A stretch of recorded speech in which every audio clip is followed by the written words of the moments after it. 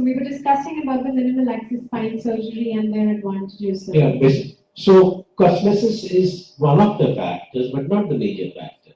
Okay. What we were discussing earlier is that the trauma injury to the muscles and other surrounding structures to get at the target area is very, very less. So you have tubes rather than open surgery. You have endoscopes rather than open surgery to cause as little damage as you can possibly to approach that area in the spinal canal, and which in turn then reflects with early rehabilitation, early mobilization, less pain, less use of painkillers post-operatively, and early return to work, which are major advantages, right? But if you look at the long term, say after 1 year or 2 year results, the advantages of minimally invasive surgery and open surgery by and large are not so much. So the initial gain that you get in a minimally invasive surgery is significantly, very significantly more. Okay. So there you have it. We've got our answers to why minimal access surgery here is more advantageous than the open surgery, and Dr. Professor Jayaswal here is an experienced man, hands down, for such the method of surgery. Now, what are the potential risks and potential complications of the surgery as a whole?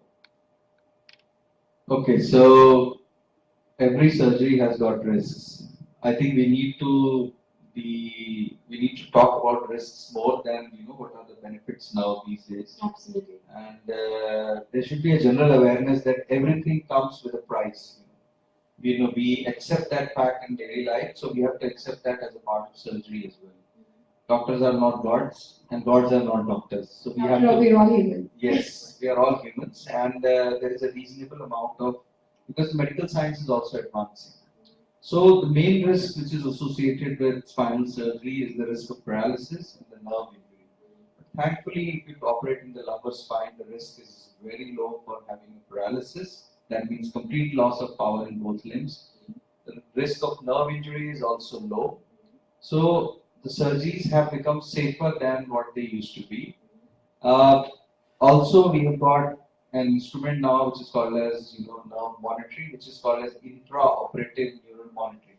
It allows us to monitor nerves while the patient is anesthetized as well during the surgery as well. That helps to enhance the safety of the procedure, but definitely it doesn't eliminate the risk of these two things. These are the things which deters most of the people for going through a spine surgery. So, I mean, sir, would you like to add something? Yeah, by and large, there's a myth that all spine surgeries cause neurological deficits. That's a myth, and it's not really true. There is, spine surgery is now, and this age and era, is a relatively safe surgery like any other surgery of any other parts. Yeah. So, and now the world statistics also suggest that. So, a complication can occur in any surgery, even in a simple appendix surgery. It is reported to have complications, small to major complications. It's a percentage of complications which deem surgery safe or not. So if your complication rate is less than say 10% or 6% or less, then it is relatively a safer procedure. But if you do a large number of surgeries, you would probably get a complication. Like if you're driving on the road, you can never be sure that you reach your destination fit and fine. You can get a complication. You can get an accident. Okay, the rate may be 1 in 1,000, 1 in 10,000 of car accidents, whatever. You can get a small scratch, or you can bust one of the forearms and be in a plaster for 2 months. Or if a truck hits you, then round down surgery also. So even there you have is the rate of complication, which is important for you. So you do not stop traveling on the roads because of the risk of complication of an accident, major or minor. Similarly, if you really need surgery, you should not shy away thinking that this may happen or that may happen. Spine surgery is at present the safe surgery. Okay, having said that, sir, what is if somebody just undergoes a spine surgery, how much time would he actually have to come back to his normal lifestyle? Okay, so it depends what kind of lifestyle he had As in, pre-operative. for his movements, for him to drive, So most for of the him to time, work, sit down. I would put out. I mean, it depends. It's a very protocol based. It depends from center to center when they mobilize and things like that. But by and large, most of the people will be walking in about 2 to 3 days if they were walking before the surgery Okay. and everything went fine and there was no complication. And they will go out of the hospital, relatively independent. Of course, they will need some care at home.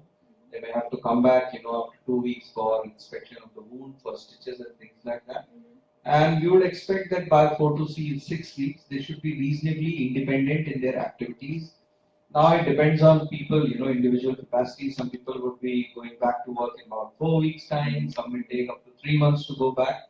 It's a very individual decision, and depending on the patient as well, and also type of surgery, surgeon's preference also, and also sometimes it's cultural as well.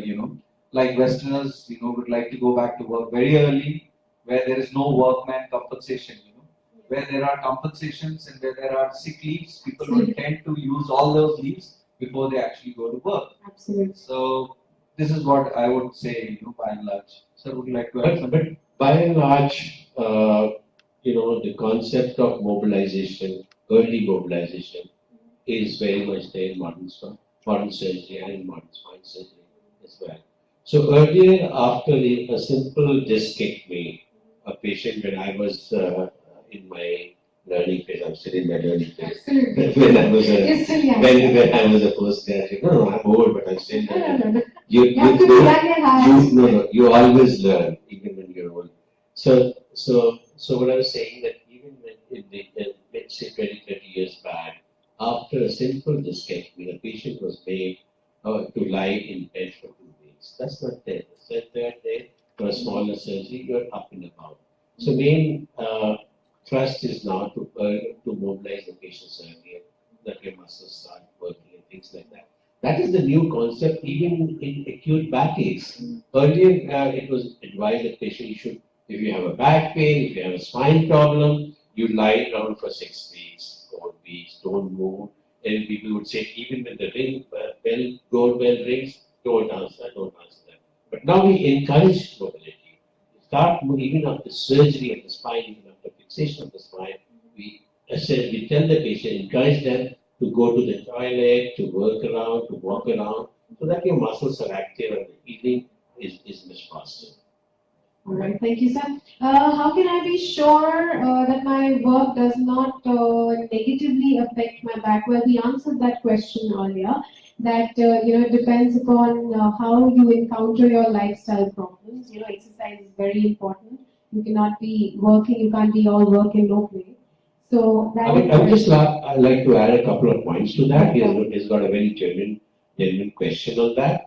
Your work style and your lifestyle and the place of work, what you do, you can take certain precautionary measures. For example, if you're lifting heavy weights, then what you need to do is, if you don't have to have your spine straight and completely lift it up, you bend your knees. So if it is down there, you bend it and then pick it up. So these small little changes would sort of conserve your back better. Thank you, sir. Thank you for adding that in. Now, what do we expect in a post-operative period? Well, I think we have already gone through that. As I said, the modern spine surgery has evolved quite a lot. So the pain levels are not acceptable now. It's not that you are getting in pain. Even if you are in pain, you can ask for medication. If it is, if your body and your situation allows, they'll give you, the anesthetist will take care of that. And also, as sir has rightly pointed out, the emphasis is on early mobilization. As soon as we feel that it is safe to mobilize, we mobilize you. And then, we expect that you will continue to do that at home as well. It's not that in hospital we push you and then you go home and you lie down.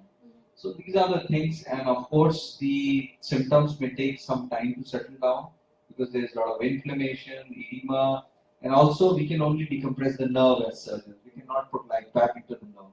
So there is a lot dependent on when you come to a surgeon.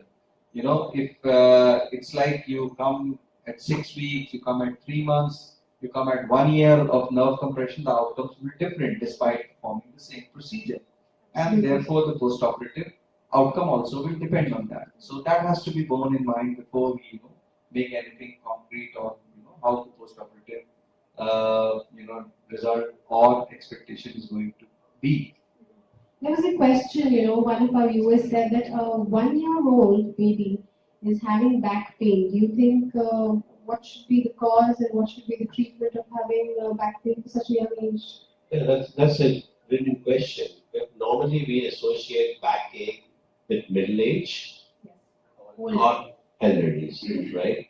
But as you rightly introduced, it may have happened with young kids too.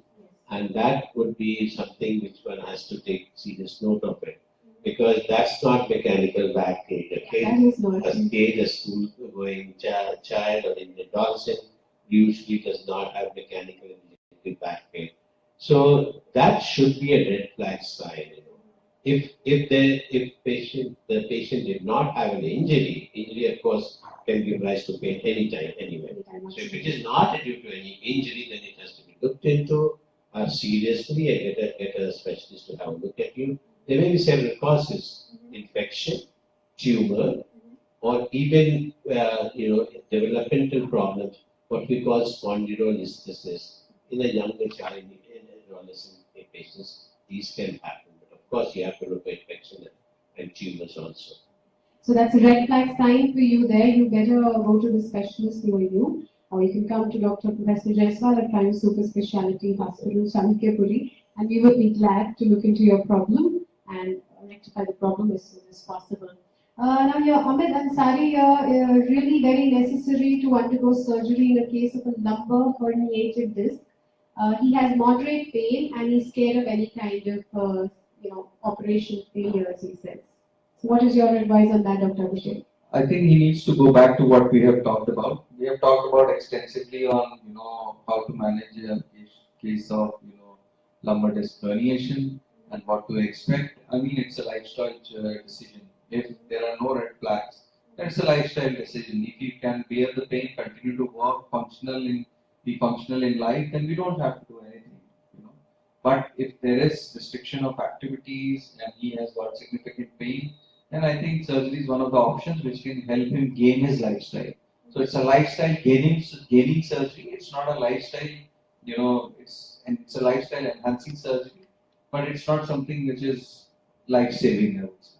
Again, it's very important that you consult a specialist, and it's not only that you do an MRI and send it on WhatsApp, and you expect the surgeon to tell you that you need surgery, you don't need surgery, depending on MRI. But you have to be assessed clinically, and your investigations have to be correlated with clinical findings. And as been pointed out by Dr. Abhishek, it also matters of your social standing, your threshold of pain and things like that. And as we had discussed earlier, the initial treatment for a mild or moderate amount of back pain with or without leg pain is first conservative. Thank you, sir. This is a very unusual question. I never heard somebody ask us this, that what should I do if I have an upper back pain when I swallow? Why do you think he has an upper back pain when they swallow? Well, I mean, the differential, that means the possible causes can run into, pages. However, I think it's an unusual problem, as you have rightly said. So I think the patient should go and see a specialist and should be thoroughly evaluated. And also pre-operate, the pre-history also has to be taken care. What are the other medical problems in order to arrive at what is causing this problem? So my advice is to go to a specialist. See, if you're looking at, in a layman's language, if you want to really look at it, in the neck, the spine, the cervical spine, is very close to the food pipe. The food pipe is esophagus. And when you swallow, your food goes to the esophagus. The esophagus is very near the spine. So a problem in spine, in the cervical spine, in the neck, if there's a large connection or there's a tumor, can affect your your food pipe. So it's a very specialized sort of a cause for that, and it has to be investigated, looked into again by a specialist. Okay, so get yourself checked by a specialist and get yourself diagnosed first as to why the problem is occurring, and I'm sure you'll get your solution and your answers for it. Because it's not a very simple symptom. Yeah, so, it is not. It's so something it has very to be unusual. looked into. Yeah. Absolutely. And so, what are the factors which predispose us for back pain? The lifestyle. That's the number one. I think we can keep on talking about it. Yeah, umpteen times. So first of all, there is no substitute for a good lifestyle. You should have healthy food. You should have reasonable amount of activity in your life, and then your work environment should be good. You should be mentally, physically, emotionally healthy. All these things add on to a better life. And therefore, consequently, all the problems go down, including back pain as well. So I would say look on these things. Other than minor things, it's like making simple changes in your life, like the way you pick things, the way you sit on your workplace, the way you arrange things around your workplace, the things which you need frequently, you can keep it towards yourself. You don't need, you stretch it out. These are the things. Don't sit too much. These are the basic things which any doctor would tell you, but you forget as soon as you walk out of that consultation chamber. But you need to keep it there a bit longer in order for it to make some material difference in your life. Yeah. So that's what. Sir, you'd like to add anything to it? That's fine. I'll just to sum what he said. Yes. Is a spine cliche. Take care of your back, and your back will back you up. That's a nice one. We can use that as a tagline for our department for the next time. Okay, now this is a very personal question. What is the effect of women who wear heels all the time for work, as well as for a social gathering? How does it affect the back? And I'm not wearing it today, though. I'm not wearing it today, though, but most of the times I do. So, how does it affect the back in that condition? If you look at the biomechanics, if you wear heels, then your foot is at an angle. It's not at 90 degrees. Your normal foot should be. So when that happens, it puts a lot of stress and strain on your calf muscles to start with, and going up, and then on your knees, because if you bend your ankle in the heel to facilitate the heel, then that puts a lot of stress on the knees. You tend to then bend your knees. Then the stress travels up to the hip, and ultimately the pelvis and the hip is connected to the spine.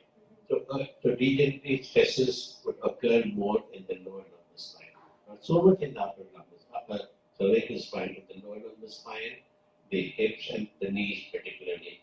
Then you're likely to then get earlier osteoarthritis. So these are bad things. And of course, if you're not practiced on walking on stilettos, then you can slip and fall in problems. Absolutely.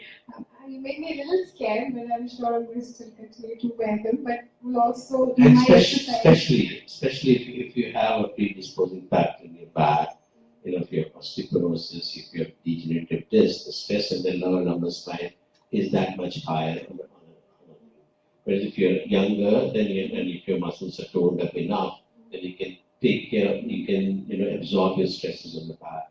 But if you have a potential problem already existing, then you're stressing it much more, then the chances of the disc herniating is the aggravation of the problem becomes more. Now we have a question says that can swimming exercises help herniated discs? Swimming helps the back a lot. So swimming is one of the best exercises. I think it's a very good advice from wherever he or she has got that. So I would recommend that swimming is good. However, swimming in presence of a symptomatic herniated disc is not a very good idea. But once it gets better, in order to prevent a recurrence or to take care and condition your back, it's a very good exercise. We recommend it to a lot of people. But as I told you, the symptomatic disc, it will not be a good idea. Yeah. If you look at swimming, and if you look at the freestyle, for example, pick it up. So what happens is your back is sort of gets your as I talked earlier, the curves of the Natural spine curve, yeah. comes into play. So that helps your muscles, your back muscles on the posterior side, the back of it, to strengthen. Swimming helps that way to maintain your curvature and your muscle strength. So that's Similarly, yoga also, Yeah. right? Because it gives you that natural position of your spine. exactly. Then coming to yoga, yoga is very, very good. But then certain asanas of yoga is not good for certain disorders of the spine. Oh. Right? Okay. So if there is a, what we call spinal stenosis, if there's a, particularly in, in the Middle East or the middle, where the canal is very narrow, in which case if you do such sort of a Bhujanga asana, that will aggravate it. That may be good for the disc problem, but not for the lumbar canal stenosis. So if you have genuinely diagnosed back problem, and you should not randomly do yoga, and all the asanas of yoga are randomly. So you get a specialist to guide you which asanas and which exercise in yoga is good for your back. But in a young and early middle-aged person, yoga by and large is very, very good, because ultimately yoga strengthens your muscles, and that for moderate and milder problems is good. But if you have a organic problem in the spine, then all exercises, all yoga may cause more harm. We didn't know about that, so thank you so much. Is it normal to have recurring UTIs and pain in both areas of the lower back? So it is common to have back pain when you have UTI as well, because ultimately the pelvis gets congested and the pressure is on the ligaments and it pulls on your back. However, it's something which needs to be dealt with by probably a urologist or a medical specialist. And also these patients also need to take care of the back as well, because the swelling in the surrounding areas can be a lot, can cause a lot of problems as well. So yes, it can be a cause of a back pain, and I think it is a treatable cause of back pain. It's a normal Yeah, problem. with something which is different from what we have talked about so far. Okay. So, what are your tips for sedentary workers, computer workers, because that's predominantly the job every person is doing nowadays? And how should they deal with these problems and the back pain that will accumulate? So the message is that go out and walk. Start with a walk, then probably jog, and then run. And take care of people around you and yourself. So first take care of yourself and then people around you. These are the general things which will help. Eat healthy, be healthy. These are the basic things which you can do. If you have a problem, don't be a Google man. Go and seek a proper consultation and stick to the advice given and have trust and faith in your doctor. That's something that I would advise. Okay. And what do you advise for people who are working in front of the computer? How should they sit? Posture, of course, is one issue. Then, maybe get supported by a pillow or a cushion. Is that a good advice, or they should just sit on the chair without any support at the back? You actually have to support your back in the way that your spine curvatures, normal spine curvatures are maintained. Right? So what does that mean? That means that if you were to work on a laptop or a computer, then your computer screen or your laptop should come at the level of your eye. Okay. So that you don't have to stoop down or bend down. Yes. That would affect your neck as well as the lower back. So that has to be avoided. The posture has to be correct, so that you maintain a straight back with all the curvatures maintained. If you need a soft pillow behind your lumbar spine, you can do that. And then similarly, if you're traveling long distance, 5-6 hours flight, then you keep a support at the back of your neck, the support and in the hollow of your back. All that would help.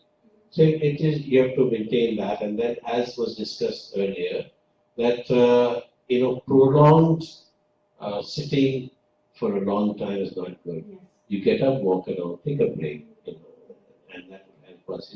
In all of the, in fact, newer and modern conferences, you have a long program at the program. You see a slot of 10 minutes. Tea break. No, it's not. It used to be tea and coffee break earlier, and now it is called walking break. Oh, wow. So you're sitting for a long time, looking at the screen and things like that.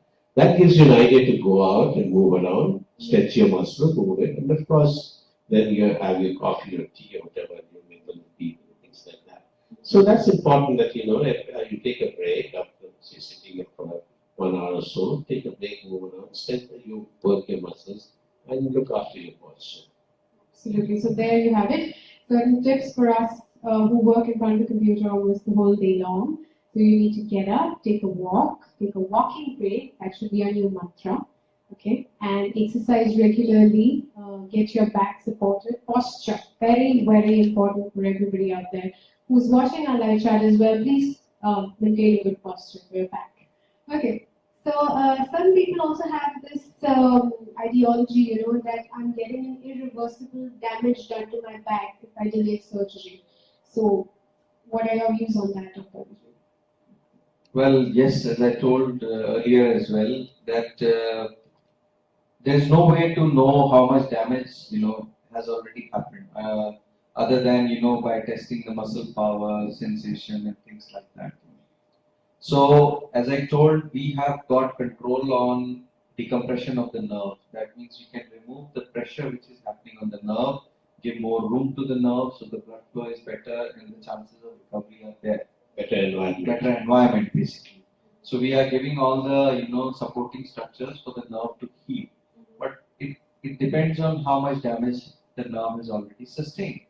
And in many cases the damage is time dependent. So if it is there for a longer duration, the recovery will be slower and there may not be recovery at all as well. But at least the surgery will prevent further deterioration. So that is what we talk about is the intention of the surgery is one is to make you better, but the main premise is to prevent you from deteriorating further because this is the only thing which is in our control. And the rest of the things, something God has to help us. I mean, I'm a believer, I'm not an atheist, so I still rely on His wishes and helpings, in my practice as well. But we do our job the best possible way. But rest, there is some element of, Yeah, actually,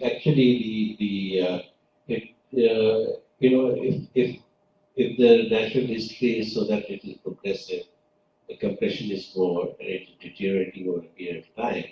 So doing surgery in time will halt the progression. That's the point. And as Dr. Abhishek rightly said, that how much recovery it happens in the nerves is actually not dependent just on the decompression. Some problems, some factors also affect the natural process of healing also. How much the nerve has been damaged earlier, what level is the damage and things like that.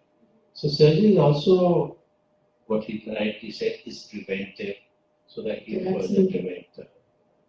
Yes, so surgery is not only as a source of treatment, it is also a source of prevention. It's important to get yourself treated so that no further damage can occur and whatever damage has been done can be rectified. So what are the myths of back pain? A lot of myths that people... I'm sure a lot of people have come to you with really crazy things. Yes. Yeah, the myths, one of the major myths of backache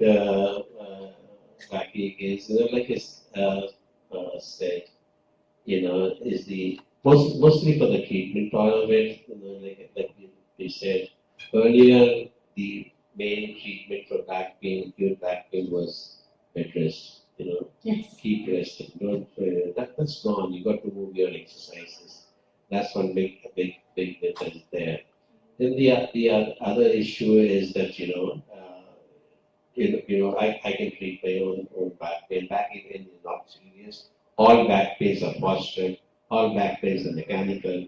So I'll take pop in a few pills, and I'll be fine. So that is Self-doctor mode comes on. Yeah. So like you rightly introduced, and commend you for the nice introduction. If the back pain is more than 2-3 weeks, and it's not going away, then you have the alarm bell rings, and then go and see a specialist. And then there are certain myths like lie on your tummy and get a vigorous massage done on your back, and your back will take care of. Sometimes it may do more damage than good. These kind of issues. Anything else, Abhishek, you got to I mean, a lot of people think that if there is back pain, there should be an absolute bed rest, as we had talked about earlier. But sir just mentioned. Yeah, so I think that is also not there. And then, a lot of people will think that once I have a back pain, I will never be normal throughout my life. I will never have a normal life. So that is also not true for most of the cases, And the thing which was brought about in the discussion is that a lot of people have this concept that if I'm operated for my back or in the spine, I'll end up having paralysis. It's just, Oh, well, is it? Yeah. But they're scared of getting spine surgery done or back surgery done. The Because the advancements in spine complication, surgery is so much they now. think that the complication is so good. But like we discussed during discussion, spine surgery has become very safe now, and there's, as I said, there's monitoring there, better equipment there, better sort of surgical techniques are there, and like we discussed, complications can occur in any surgery, but it should be within these limits. There are also certain questions and myths regarding slip disc problems with people. I'm sure that must be a very common subject. Yes, I mean, that's what I said. So most of the people will say that once you have a slip disc, you can never have a normal life. You will have to do bed rest all the time. You can never bend forward. I see the patients sometimes in the clinic who say that I have never bent forward for like 5 years now. And if you ask them, Wow. So I mean, there are a lot of crazy things people will do in order to avoid a recurrence of what they had, or to get the current situation under control. Just to wrap it up, Dr. Abhishek and Dr. Jayaswal, what are your last words for our viewers? Some piece of advice for them regarding back pain and issues that they're dealing with. Be active, eat healthy, avoid putting on weight, and have a good posture. And I would like to sum it as I said earlier, take care of your back, and your back will back you up. Dr. Abhishek, you like to add a few words? No, I think Sarah summed it very nicely. I hope it helps people what we have talked about. Absolutely. That's the hope. Thank you. Thank you, Dr. Abhishek. Thank you, Dr. Jayaswal, Thank you. for your time and your wonderful thoughts and your advice on simple problem like a back pain and something that you can aggravate too. So I hope all your questions, your queries were answered. Do let us know if there are any more queries. We will be happy to help you. And for a consultation, kindly come to Dr. Professor Jayaswal, the head of department, spine surgery at Primus Super Specialty. Yes, and Dr. Abhishek, who is a part of his team, is a very strong team. And you can come here, get yourself consulted, get yourselves diagnosed, get yourselves treated, because that is the most important thing. Thank you. Thank you, everybody. Thank you very much.